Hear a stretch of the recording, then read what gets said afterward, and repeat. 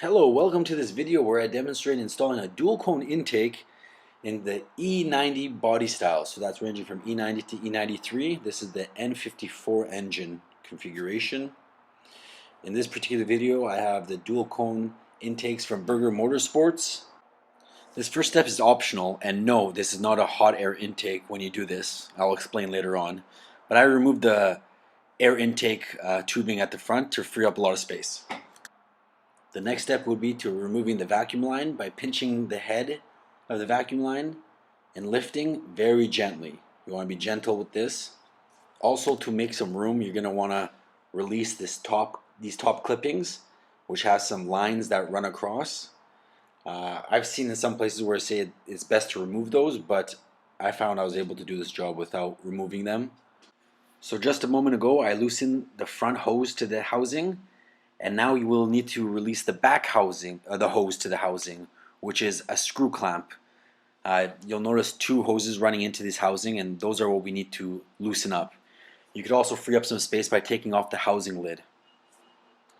Once both those hoses are loosened, you could take out the air filter and pop off the housing. It is held in by force by 3 points, so just lift it up and it should pop right off for you. Look at all that free space we've gained. Now that we've removed the air intake housing, we will be installing the dual cone intakes.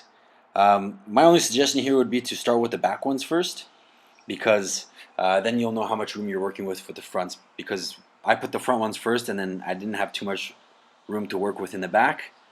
But here I'm just adding the extension or the converter, which just makes the piping connect with the air intakes. Here I'm installing the first one with the extension piece and then clamping both those down as tight as I could. I put the seam, you see that silver seam, I put that facing downwards just for aesthetics purposes, just to keep it all blue on the top. Now here is why these are not hot air intakes. I had a Honda Prelude, and I had a cold air intake in those as well, but it was carried all the way down to the front bumper, so it pick up cold air. But with the BMW N54 engine, what the air intakes are doing is they're taking the air in, taking it around the back of the engine, straight into the turbos, where it increases the heat.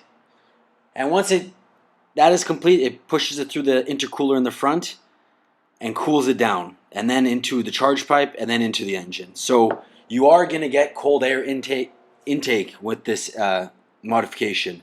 It comes down to the efficiency of your intercooler, so upgrading your intercooler would be a wise idea, but stock intercooler will cool down and provide added horsepower and added power.